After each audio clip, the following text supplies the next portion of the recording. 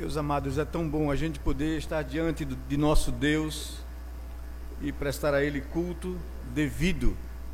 O Senhor nos convida a gozar um pouco dos céus aqui na terra e nos chama para celebrar o Seu nome, Sua criação, Sua redenção. Eu gostaria que nós dessemos continuidade à exposição da carta de Paulo a Timóteo. E quero convidar vocês a abrirem a primeira carta de Paulo a Timóteo, no capítulo 3, dos versos 8 em diante.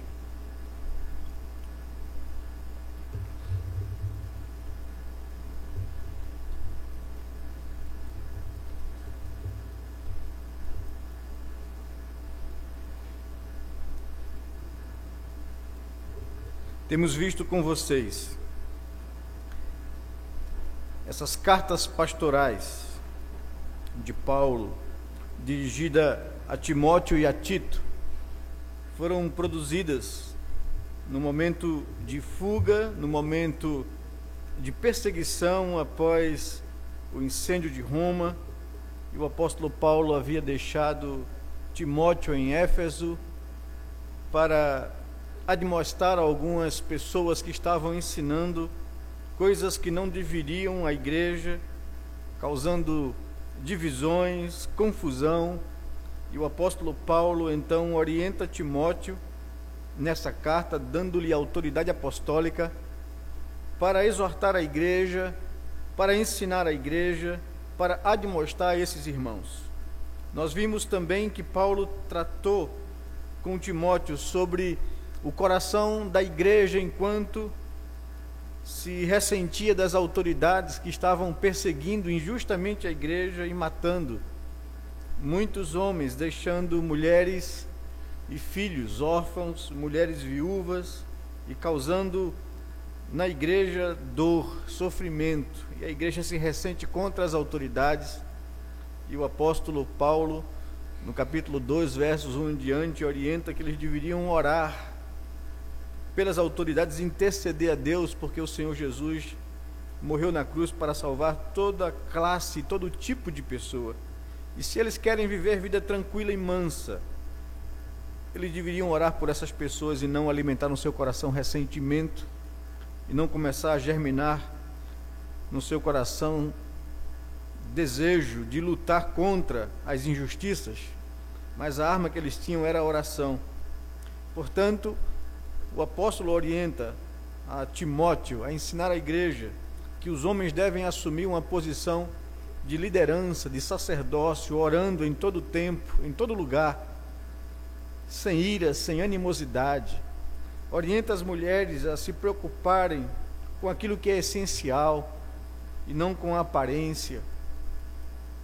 Repreende um terceiro problema que ele identificou pela influência do culto pagão a Diana. Certamente as mulheres estavam reivindicando um papel de liderança e de ensino na igreja, e Paulo então repreende essa intenção, essa aspiração feminina. No capítulo 3 ele então diz que se alguém aspira ao episcopado, aspira a algo excelente, mas é necessário que seja um homem que tenha vida familiar irrepreensível, marido de uma só mulher, que tenham filhos crentes. E aí Paulo sai então chamando a atenção da igreja para a necessidade de elegerem homens com essas características de irrepreensibilidade, para que eles possam combater os falsos mestres, falsos pastores ou falsos líderes que surgiam na igreja. Agora, a partir do versículo 8 ao versículo 13, o apóstolo Paulo concentra a sua atenção num outro grupo de oficiais da igreja, os diáconos. E ele afirma, no verso 8 em diante, o seguinte: semelhantemente, quanto a diáconos, é necessário que sejam respeitáveis, de uma só palavra, não inclinados a muito vinho, não cobiçosos de sórdida ganância, conservando o mistério da fé com consciência limpa. Também sejam estes primeiramente experimentados, e se mostrarem irrepreensíveis, exerçam o diaconato. Da mesma sorte quanto a mulheres, É necessário que sejam elas respeitáveis, não maldizentes, temperantes e fiéis em tudo. O diácono seja marido de uma só mulher e governe bem seus filhos e a própria casa, pois os que desempenharem bem o diaconato alcançam para si mesmos justa preeminência e muita intrepidez na fé em Cristo Jesus. Vamos orar ao Senhor. Pai bendito, Deus de amor e misericórdia, nós agradecemos ao Senhor por mais esta oportunidade de estar diante do Deus da glória, diante da Tua presença, Senhor. Estamos aqui louvando o Teu nome, cantando, Senhor Deus, exaltando a Tua maravilha, orando ao Senhor e buscando de Ti perdão para as nossas culpas e pecados, pois reconhecemos que somos indignos da presença de um Deus santo, e quando nos achegamos diante do Senhor, os nossos pecados são acusados, ó Pai amado, e nós confessamos ao Senhor a nossa culpa, esses pecados, a nossa indignidade, buscando do Senhor o perdão, o sangue de Cristo sobre nossas vidas, que é suficiente para apagar todas as nossas transgressões. Nós queremos louvar o Teu nome, porque somos acolhidos na Tua presença em Cristo. Queremos louvar o Teu nome porque podemos nos achegar diante do Senhor para celebrar o Deus da nossa salvação, o nosso Redentor. Desejamos ardentemente, Senhor Deus, consagrar as nossas vidas, os nossos bens, o que somos e temos diante da Tua glória, diante da Tua presença, para que o Senhor nos use, Senhor Deus. E agora, nesse momento que abrimos a Tua palavra, fale ao nosso coração, ensine-nos, ó Senhor Deus, a Tua palavra, os Teus princípios, a Tua vontade para a nossa vida. Ajuda-nos com a graça do Teu Espírito Santo, Senhor, a vivermos aquilo que sabemos ser verdade. Exorta-nos, educa-nos na Tua palavra, Senhor Deus, para que sejamos um povo que agrade ao Senhor e útil na mão do nosso possuidor. Abençoa a Tua igreja aqui presente, trabalha os nossos corações e vida, para que sejamos uma comunidade da qual o Senhor tem prazer nela. Fala-nos ao coração, assiste-nos com o Teu Espírito, é o que nós Te pedimos em oração, no nome de Jesus, Pai. Amém, Senhor Deus, amém. Meus amados, nós temos já tratado com vocês alguns textos que falam sobre os oficiais da igreja. Nós teremos no próximo domingo eleição para presbíteros e para diáconos aqui na igreja. E sem dúvida nenhuma, a exposição de 1 Timóteo vem nos orientar, tanto quanto aos presbíteros que vimos no domingo retrasado, e agora com relação aos diáconos. A igreja do Novo Testamento, com o crescimento e com a expansão no início do primeiro século, experimentou e surgiram múltiplas necessidades relacionadas com a organização, com a edificação, com a evangelização e também com a beneficência. Sob a direção do Espírito Santo, os apóstolos promoveram em Jerusalém a eleição de diáconos. Nós já tratamos o texto de Atos capítulo 6. Depois, constituíram presbíteros em cada cidade onde se estabelecia novas igrejas. A carta de Paulo a Tito, por exemplo, que nós já vimos um pouco do seu contexto, tratou exatamente disso. Quando passaram pela ilha de Creta, evangelizaram aquela ilha enquanto esperavam uma embarcação para seguir viagem, naquela fuga da primeira prisão em Roma, e ali se estabeleceu uma nova igreja. Paulo e Timóteo seguiram viagem e Paulo deixou Tito ali em Creta para colocar as coisas em ordens e em cada cidade estabelecer presbíteros conforme ele havia prescrevido, e a carta nos orienta assim. Vimos já que o texto de Atos capítulo 6, versos de 1 a 7, nos fala da necessidade que a igreja sentiu de dividir funções segundo o dom que o Espírito Santo concedeu a cada um. Isso para melhor servir a causa do reino, pois começaram a existir problemas que os apóstolos entenderam que não fazia parte dos dons que receberam. E a igreja estava exigindo dos apóstolos que intervisse na distribuição dos alimentos. Nós, como igreja, desejamos crescer. Para isso, precisamos, sem dúvida nenhuma, eleger pessoas com dons para esse ministério. Precisamos estruturar bem e dinamizar bem o trabalho diaconal na nossa igreja. Mas eu queria chamar a sua atenção, em primeiro lugar, para entender qual a tarefa, a função e o trabalho do diácono na igreja. O significado do termo vem do grego, diáconos. Literalmente significa servo, assistente ou ministro. É usado no Novo Testamento para distinguir algumas coisas gerais. Por exemplo, o servo de um rei tem essa designação, diácono. Lá em Mateus capítulo 22, versículo 13, aparece essa palavra se utilizando exatamente para um serviçal de um rei. Versículo 13 de Mateus capítulo 22 nos diz que então ordenou o rei aos serventes. Essa palavra, traduzida no português para serventes, no grego é a palavra diáconos. Também aparece, é dita sobre os apóstolos, como servos do Evangelho de Cristo Jesus. O texto da carta de Paulo aos Colossenses, no capítulo 1, nos versos 23 e no verso 25, ele usa essa expressão diáconos para os apóstolos como servos do Evangelho. Tanto vimos ela ser utilizada para um servo de um rei, um servente, e agora no caso de Colossenses, no caso dos apóstolos, como servos de Cristo ou servos do Evangelho.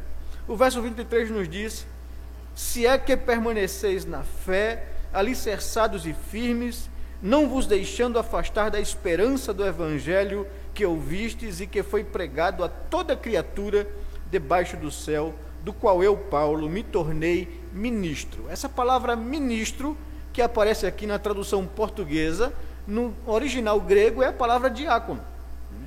Me tornei um servo, me tornei um assistente, me tornei um ministro do Evangelho, um servo do Evangelho.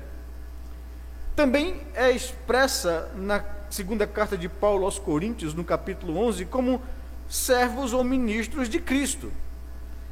Interessante isso, 2 Coríntios capítulo 11, verso 23, diz exatamente assim o texto: são ministros de Cristo? Falo como fora de mim, eu ainda mais, em trabalhos muito mais em prisões, em açoites, sem medida, em perigo de morte muitas vezes. Paulo aqui, ao usar essa expressão, né, no grego, no original grego, diáconos, né, são eles servidores de Cristo, são eles ministros ou servos de Cristo, eu muito mais. Então a palavra que é traduzida em português como ministros é a palavra diáconos na sua língua original. A mesma palavra usada em 1 Timóteo, no capítulo 4, no verso 6. Diz lá o texto, Paulo falando a Timóteo, expondo estas coisas aos irmãos, serás bom ministro de Cristo Jesus. A palavra que aparece aí é a palavra diácono. Serás um bom servo, um bom dispenseiro, um bom ministro de Cristo Jesus.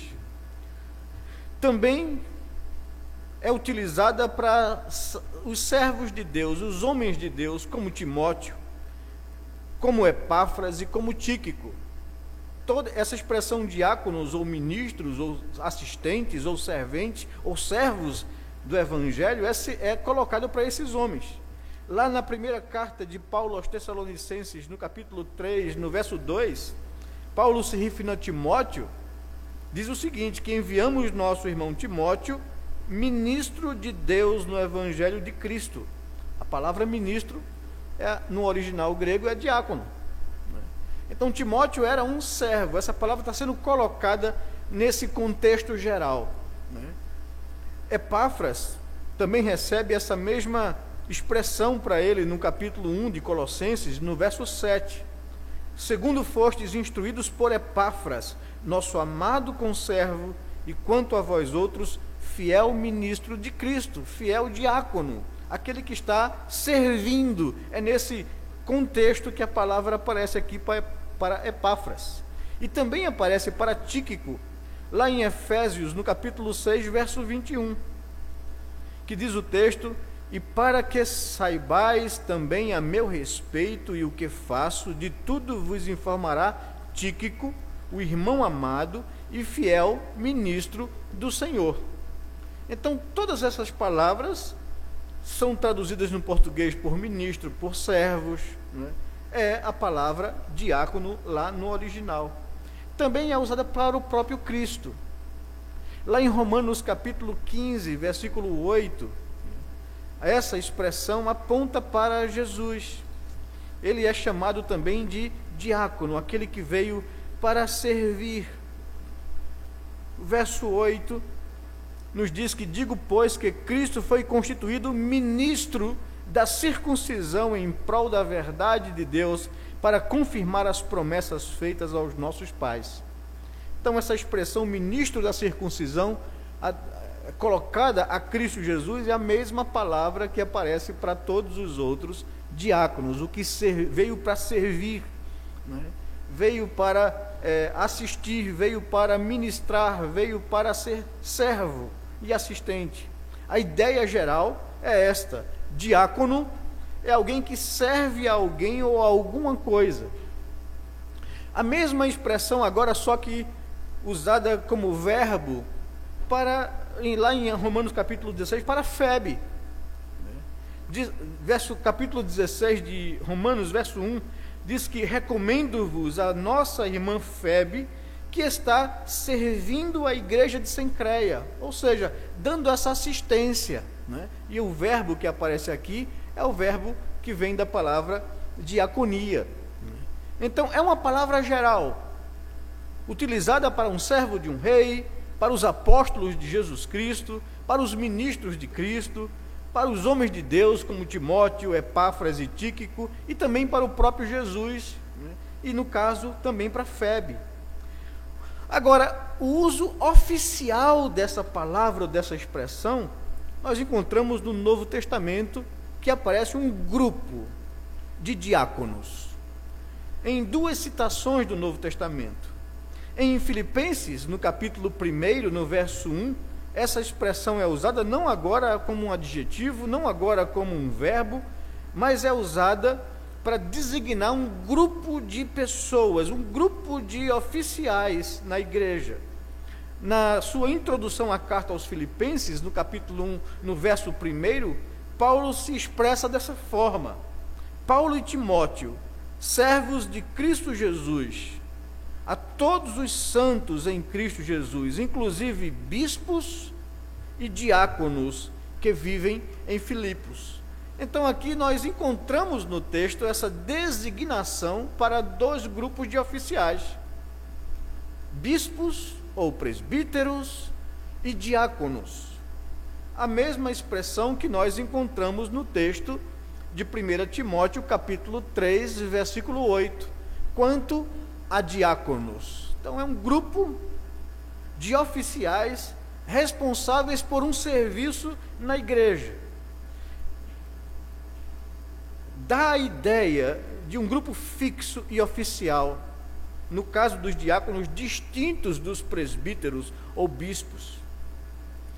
Lá em Atos capítulo 20, vemos que o apóstolo Paulo, ao descer na Ásia, não querendo se demorar ali, pois ele seguiria viagem a Jerusalém, ele pede para se reunir com os presbíteros da igreja de Éfeso. Lá em Tito, capítulo 1, versículo 5, Paulo diz que há um grupo específico de presbítero do qual deveria ser constituído em cada igreja. Isso demonstra que presbíteros não são diáconos promovidos. São dois grupos distintos, com ministérios diferentes, com dons diferentes, com serviços específicos. Quando Pedro está ensinando a igreja acerca de dons espirituais, Pedro divide os dons do Espírito em dois grandes grupos: os dons da palavra, do ensino, da pregação, da profecia e os dons do serviço, dons de assistência, dons de misericórdia. Então, esses dois grupos de oficiais na igreja, presbíteros e diáconos, representam então os dons que o Espírito Santo capacita a igreja para ensiná-la ou para assisti-la nas suas necessidades.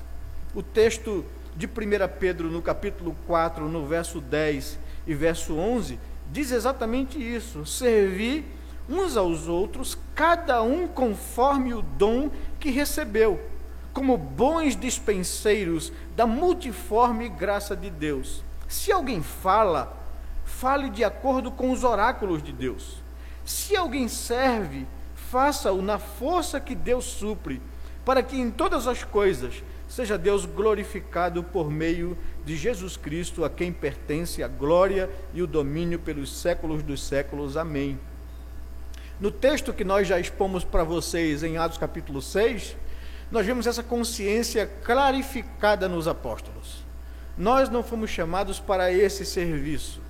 Nós nos dedicaremos à palavra e à oração, ao serviço de assistência aos santos. Escolhei vós mesmos, homens de boa reputação, cheios do espírito de sabedoria, aos quais nós encarregaremos desse ministério, deste serviço. Então Pedro, aqui na sua carta, na sua primeira carta, tem claro também isso. Os que são responsáveis pela palavra, pelo ensino, e os que são responsáveis pelo serviço, pela assistência. A provável origem do ministério diaconal encontra-se em Atos capítulo 6, versos de 1 a 7. Ali nós vemos a eleição de um grupo de irmãos para assumir a área de assistência aos necessitados da igreja, que antes estava sob responsabilidade ou supervisão dos apóstolos. Havia um trabalho de assistência. Tanto é que as pessoas reclamam aos apóstolos que quem estava executando essa assistência, estava usando de preconceitos ou de predileções.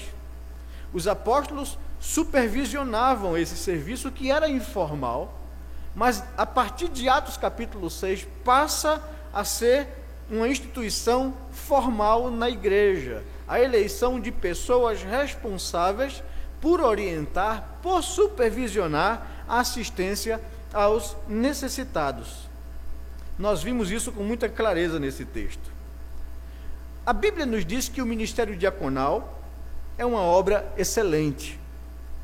Segundo o relato de Atos 6, o ministério diaconal consiste em assistir os necessitados, ou seja, os doentes, os pobres, órfãos e viúvas. Esta assistência, ela é física e material, mas também ela é espiritual e emocional. Os diáconos devem ser capazes de ler a Bíblia e explicá-la aos necessitados, orar por eles, trazer-lhes conforto. Os 7 escolhidos pela igreja de Jerusalém, ali em Atos capítulo 6, deveriam administrar e supervisionar o fundo para as viúvas. Este é o primeiro exemplo de entrega de responsabilidades administrativas e sociais a pessoas dotadas de caráter e de dons apropriados. Notemos também que dois daqueles 7 diáconos tinham também outro dom, o dom de evangelista. Estevão, que aparece ali nomeado entre os 7, e Filipe. Os dois são usados por Deus na obra de evangelização, de expansão do reino. Lá em Atos capítulo 6, verso 8 a 15, vemos Estevão, e Filipe lá em Atos capítulo 8, versos de 4 a 8. Então, vimos que a igreja começa a tomar uma forma de organização. Jesus deixou exatamente isso sob a responsabilidade dos apóstolos. Ele não veio estruturar uma igreja. Jesus veio morrer na cruz, pagando o preço do pecado ou do resgate do homem, e preparou os 12 para que eles pudessem então organizar a igreja que surgiria em decorrência da salvação daqueles que atenderiam ao evangelho. E estão aqui os apóstolos, então, dando essa organização e essa estrutura à igreja, mediante o surgimento das necessidades. A constituição da nossa própria igreja, a Igreja Presbiteriana do Brasil, diz o seguinte sobre a função dos diáconos.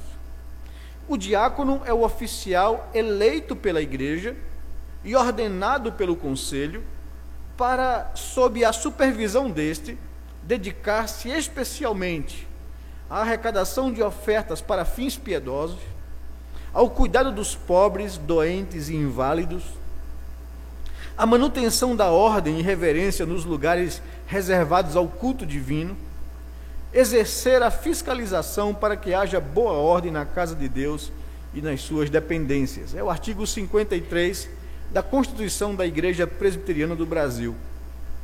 Agora, as qualificações exigidas para alguém exercer o ministério diaconal apresentam-se na Escritura. E deixe-me pegar o texto, só para revisão nossa, de Atos 6, e o texto aqui de 1 Timóteo, capítulo 3. Lá em Atos, capítulo 6, 3 características deveriam ser observadas pela igreja na escolha daqueles que viriam exercer essa função de diáconos na igreja. Eles deveriam ter boa reputação. É a primeira característica, ou primeira exigência. Isso significa que a pessoa deve gozar de bom testemunho, que seja bem vista pela igreja e pela sociedade. Não pode ser uma pessoa que tenha má fama. Mas também deve ser uma pessoa cheia do Espírito Santo. Isso significa que a sua vida deve refletir intimidade com Deus, devoção, graça, piedade, poder, frutos do Espírito. Tem que ser uma pessoa de vida de oração, de vida piedosa com Deus. E outra característica colocada pelos apóstolos, deve ser uma pessoa cheia de sabedoria. A sabedoria exigida aqui não é de cultura ou de intelectualidade, mas sabedoria prática, discernimento, jeito para saber ajudar as pessoas. Essas 3 exigências devem estar juntas. Homens de boa reputação, cheios do Espírito e de sabedoria. E o texto de 1 Timóteo, capítulo 3, dos versos 8 a 13, trazem algumas observações, algumas exigências que eu gostaria de chamar a sua atenção. O texto nos diz que a pessoa deve ter uma vida moral irrepreensível. É isso que nos diz o verso 8. Quanto a diáconos, é necessário que sejam respeitáveis, de uma só palavra, não inclinados à embriaguez, a muito vinho, nem cobiçoso de torpe ganância. Eles devem ter uma vida moral irrepreensível. Devem também ser firmes na sã doutrina. Diz o versículo 9, eles devem conservar o mistério da fé com consciência limpa. Nós já temos trabalhado com vocês essa expressão que Paulo repete muitas vezes aqui nessa carta. Boa consciência, ou uma consciência limpa. Aqui ele usa essa expressão. Uma boa consciência teológica, doutrinária. Essa expressão é colocada exatamente contra os falsos ensinos, as motivações erradas de alguns mestres, que não guardaram a boa doutrina ou a boa consciência. E aqui o texto aponta para que os diáconos devem ser pessoas que são sãos na palavra, né? Que têm essa característica, que sejam homens assim, que amem a palavra. Também eles devem ter vida familiar equilibrada, diz o texto. O verso 11 e verso 12 diz que, da mesma sorte quanto a mulheres, é necessário que sejam elas respeitáveis, não maldizentes, temperantes e fiel em tudo. O diácono seja marido de uma só mulher e governe bem seus filhos e a própria casa.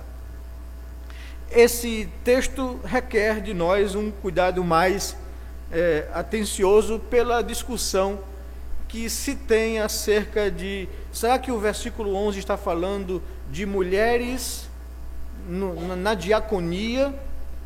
Ou será que está falando das mulheres dos diáconos? Não é? Há 3 interpretações na história do cristianismo. Não é? As interpretações mais antigas, não é, nesses séculos de cristianismo, é que a função de oficial na igreja, ou de liderança na igreja, quer no ensino dos presbíteros, quer na orientação dos serviços na igreja, né, devem ser dados a homens, por causa do princípio que Paulo estabelecera já quando repreende as mulheres em Éfeso de quererem ter primazia ou liderança na igreja. Paulo usa a expressão de que a mulher não foi talhada para essa função de liderar, mas para a função de ser auxiliadora do seu marido. Paulo usa essa expressão chamando a atenção para a criação e depois chamando a atenção para quando foi quebrado esse princípio na criação, aconteceu a queda e o pecado. Quando o texto de Atos capítulo 6, os apóstolos chamam a igreja a estabelecer o ofício de diácono, a expressão é muito clara dos apóstolos ali, que sejam 7 homens. Essa é a colocação deles. Quando usa Paulo aos Filipenses, pensando nos bispos e nos diáconos, os artigos definidos e as palavras são masculinas, de gênero masculino, bispos e diáconos. Quando Paulo está tratando e inicia no verso 8 a questão, a palavra é masculina. Então há uma orientação ou uma tradição bíblica que mostra que pessoas que assumem certos serviços, certos ofícios na igreja de liderar, né, devem ser homens, porque o homem foi criado com essa responsabilidade.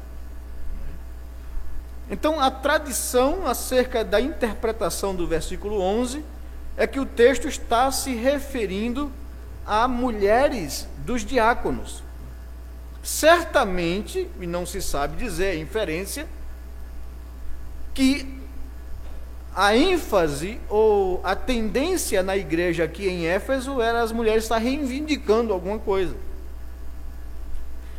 Da mesma sorte, quanto às mulheres, e aqui a interpretação viria a ser essa, a primeira interpretação, quanto às mulheres dos diáconos, é necessário que elas sejam respeitáveis, que elas não sejam maldizentes, que elas sejam moderadas e que elas sejam fiéis em tudo.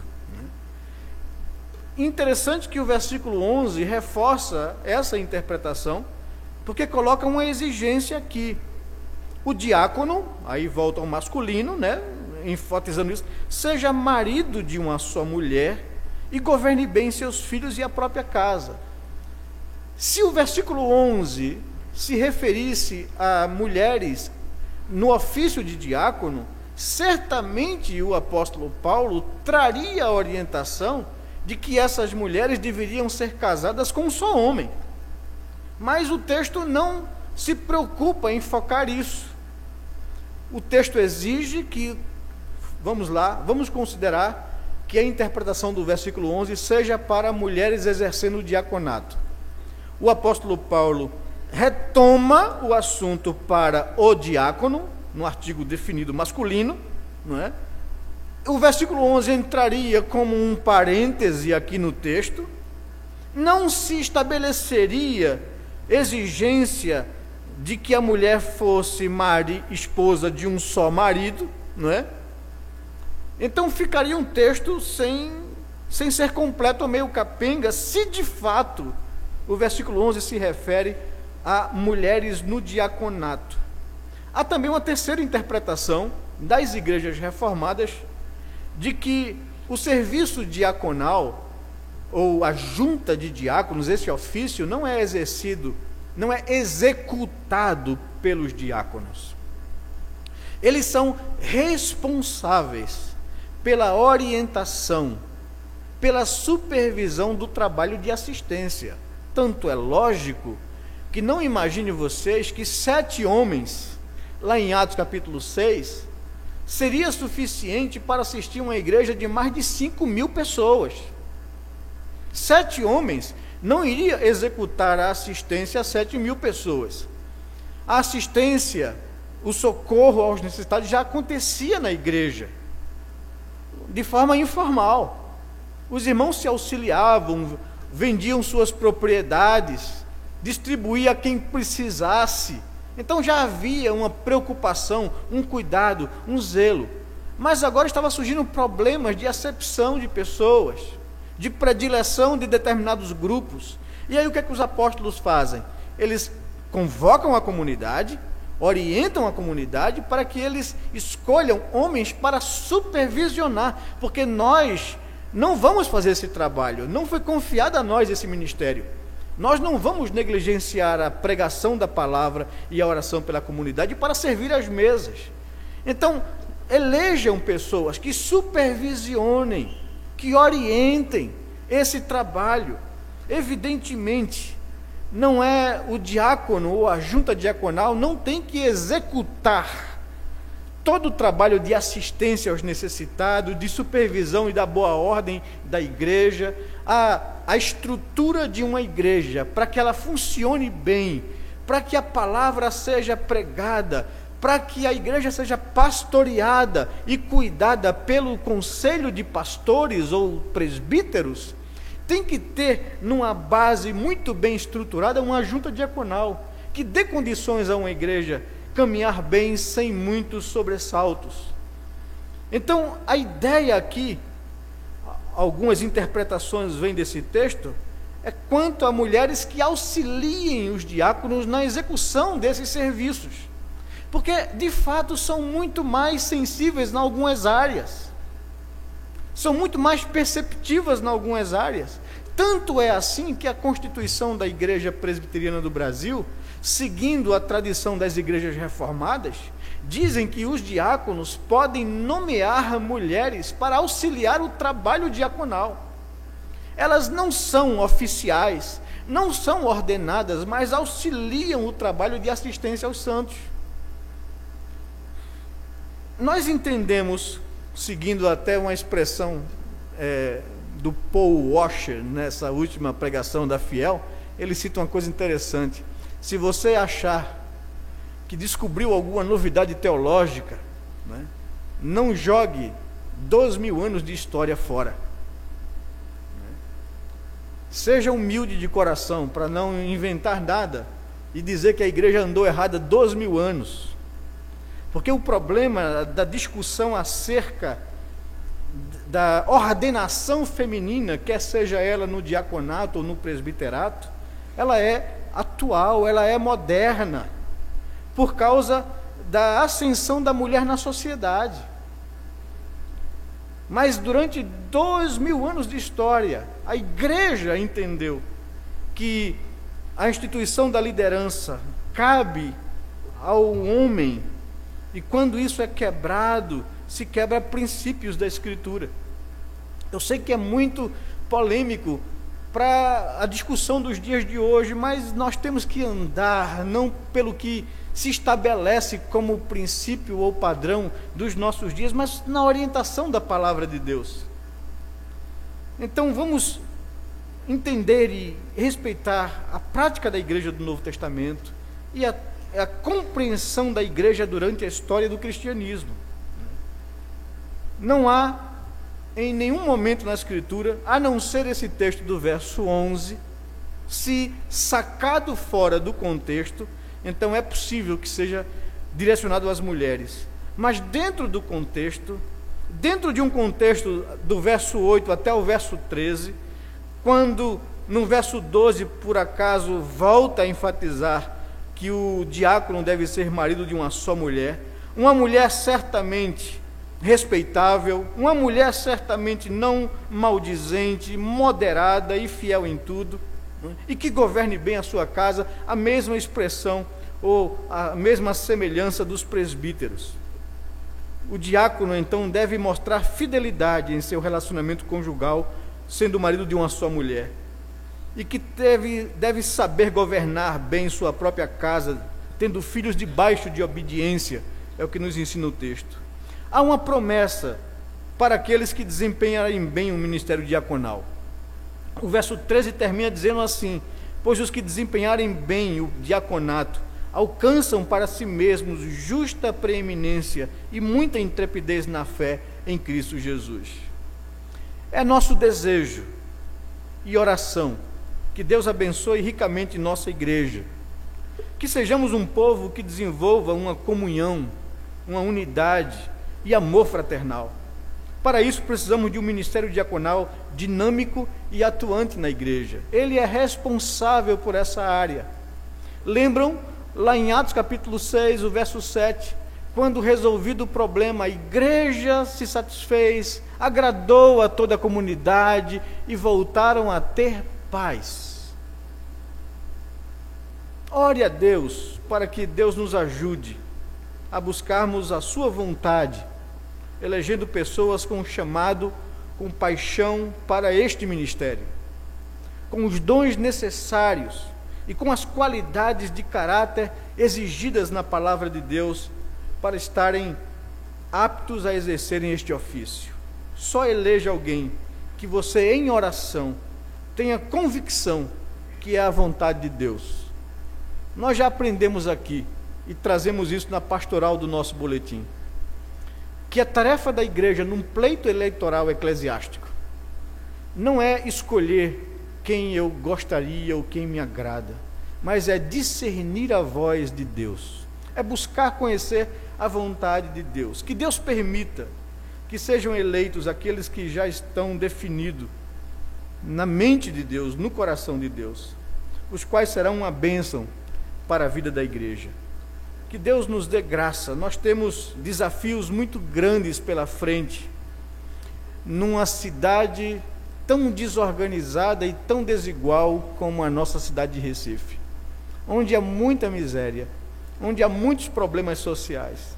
O trabalho da junta diaconal é coordenar e supervisionar trabalhos de assistência aos necessitados, é apontar e estabelecer diretrizes para as áreas de assistência na igreja e fora dela, é orientar zeladores, grupos de trabalho para o bom andamento das atividades da igreja, é estabelecer grupos, inclusive de mulheres, para auxiliar a junta no serviço de assistência aos necessitados.